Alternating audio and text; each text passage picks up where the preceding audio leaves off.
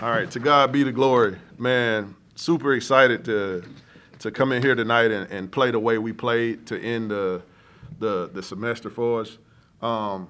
Man, first and foremost, before we talk about the game, the one thing I'm really excited and proud about is, for this semester, man, these guys, with all the adversity we've been through, these guys were able to pull off a 3.2 team GPA for the semester, and I thought that spoke volumes about the character of those guys. So, really excited about that. Two, really excited about these two in particular too, because they were put in a different role today, and I think they both in their own way stepped up and had a positive impact on this team.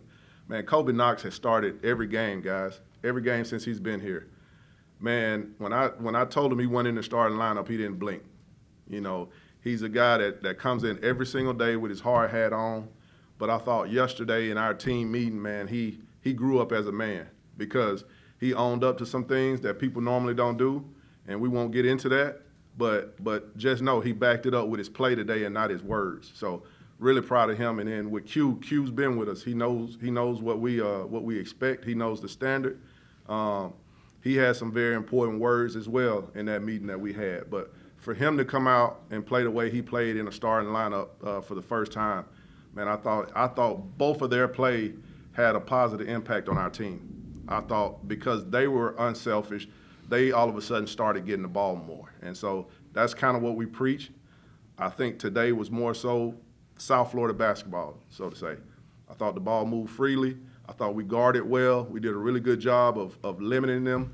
And then, two, everything that they got for the most part until the last probably 4 or 5 minutes, everything that they got, they had to work for. So extremely proud of that and, excited to give these guys a few days off to be with their families.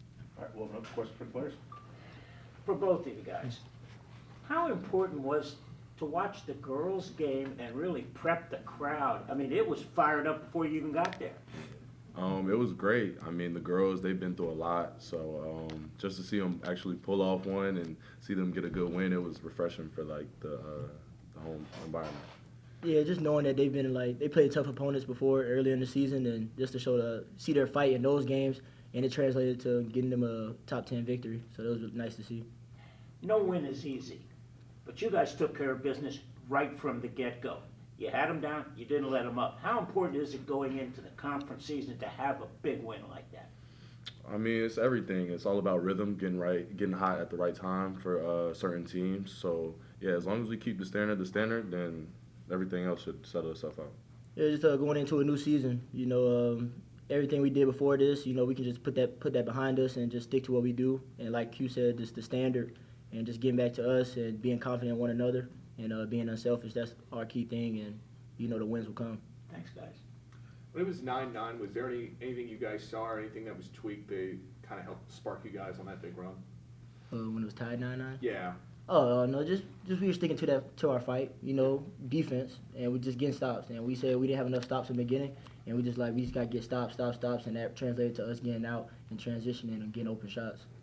Yeah, when games start out in college, it's a lot of chaos, ups and downs, a lot of turnovers, a lot of, early mistakes. So once we got settled, we just play our brand of basketball, don't look at the score, and, do what we do. So, Coach, what are you the most proud about? The 49 points in the first half or hold them in the mid-20s, or both?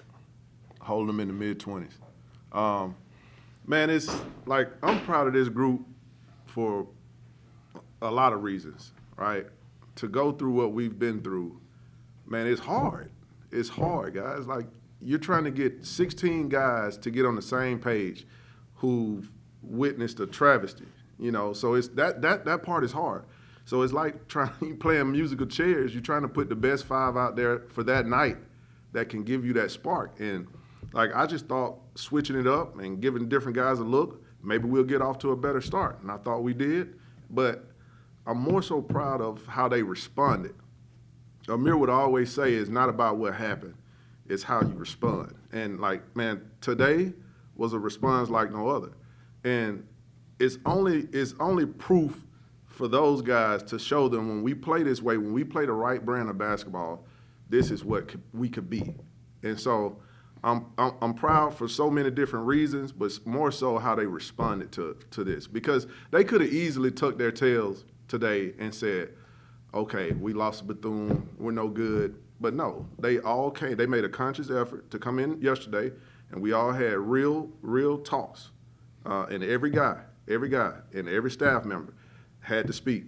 And so, like, we needed to get out and figure this thing out. Like, we can't keep towing the line. Who are we going to be?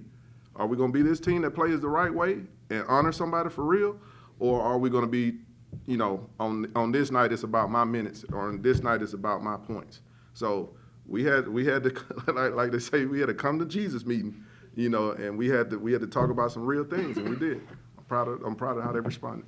Coach, I'm gonna use a Pat Riley comment now. Okay. He said one time, I'll play 10, I'm okay with 8, but I only trust 5. The best thing about you is it could be a different 5 every night. It's not like it's the same 5 guys. How much of an advantage is that for you as a coach to know I can go to the hot guy? Well, even that's hard, because man, you got certain guys that you just hate taking off the floor because they play the right way and they do it every single time. And Casey Jennings is one of those guys. Like, guys, he'll guard the best player on defense, and then offensively he tries to make the right play every single time. So you have guys like that you hate taking off the floor because you know he's going to be in the right position. You trust that he knows what you want offensively. But then you have a guy like C.J. Brown who hadn't been around a lot, but man, he picks it up really quick. And so, like, now with his mindset, he's not a freshman. You know, he's played in 12 games now.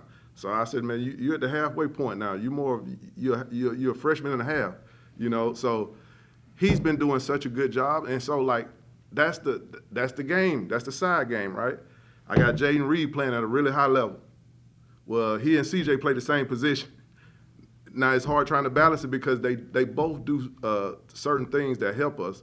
But, like, that's why I said, man, tonight, man, let's put our best 5 out, our hardest playing 5 out there first to set the tone, and let's see what happens. Coach, my last question. Yep. Thank you for your time today. Yes, sir. Bethune-Cookman, it looked like you were more a perimeter-based offense. Tonight it looked like you went inside, then came out for the 3. Is that a correct statement, you think? Well, I thought we were very similar. I thought we made the shots tonight. We made the shots tonight as opposed to Bethune. We didn't. We got good looks against Bethune, but I thought defensively we would go into lows where we wouldn't be in the right position. We would get a stop, but then all of a sudden you miss an assignment on a block out. And so it was too many plays like that against Bethune down the stretch that wouldn't allow us to get over the hump. But tonight I thought, man, we all made a concerned effort to be in the right spots. Now, were we perfect? No. But, man, I thought, man, all guys had that on their mind, and you can see it. Thanks, Coach. Yes, sir. There were a couple of defensive plays in that game that kind of stand out. There was the one where JR kind of defended his guy to the over and back, and then Reynolds on the baseline going and getting the loose ball. What did you like from that kind of defensive effort in moments like that in this game? Because that's South Florida basketball. That's South Florida basketball. So I remember 3 plays. You remember 2, I got 3.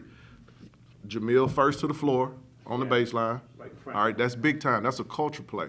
All right, Casey Jennings on the sideline in front of me. We didn't get it, but it set the tone. We know one of our things is first to the floor. If it's a loose ball, we're the first to the floor. So you saw it twice tonight. And then, like you said, Jaden Reed with really solid defense at half court, forcing the over and back. But then I remember other plays. We had several shot clock violations, which usually tells you you're playing team defense if you're getting shot clock violations. So very pleased with what we saw. Now I can close my computer for a day or 2 and go spend some time with my mom and dad and just sit on the couch for at least one day. There's the challenge, of course, like after loss to Bethune, trying to bounce back and get a win. This kind of convert the opposite of that of trying to sustain after a win. What is kind of the challenging approach when you come back from hanging out with mom and dad to keeping this team in this mindset going forward for the next game and then in the conference play? Same old boring habits. It's the same old boring habits. Guys, we won today because we shared it, we defended, and we were very unselfish, like on both ends of the floor. When we play that way, and we got video proof now, I've been waiting on it because they've been going by my words or looking at film from last year. Now we got something to show. We got concrete evidence now.